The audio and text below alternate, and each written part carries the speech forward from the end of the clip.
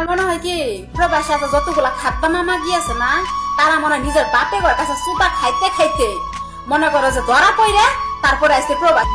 আমাদের বাংলা ভাষায় একটা কথা বলে, সরে সরে আলি এক সরে বিয়া করে আরেক সরে শালি। তো আমার এই বোনদের অবস্থাটাও সেম এরকম, বুঝছেন? তো আজকে আপনাদেরকে শাশুড়ি ফুতের বউর একটা গল্প বলি, গল্পটা শুনেন। এক দেশে শাশুড়ি আর ভূতের বউ দুইজন থাকতো, আর ফুয়া থাকতো শহরে। আর শাশুড়ি একটু বয়স দেখিয়া বাথরুমে গিয়া পায়খানা বা প্রস্রাব করলে বাথরুমটা ভরাই নিত। তো শাশুড়িরও প্রতিদিন বউ কইতো, আম্মা আপনি বাথরুমে গিয়া প্রস্রাব করেন না, আপনি ঘাসের উপরে বইয়া মুইতেন।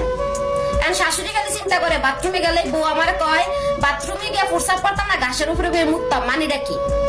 তো বউ কয় প্রতিদিন বাথরুমে ঢুকে ঢুকে বাথরুমের মধ্যে প্রস্রাব করে বাথরুমটা নষ্ট করে। আজকে বুড়ি ঘাসের মধ্যে প্রস্রাব করলে যুগ ডুববা, ঢুকে যখন কামড়াই কুমড়াই দিব, তখন এমনি শিক্ষা হইব।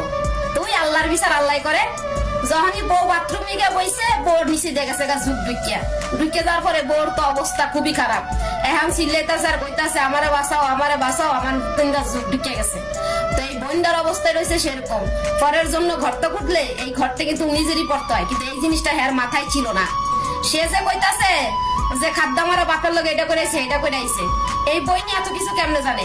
নিগরাত উনি ইন্টারভিউ পাস করে আইছে, বুঝতে পারছেন? তো বোন ভালো হয়ে যাও, এইসব ধরনের ভিডিও বানায় না, এগুলো খুবই খারাপ।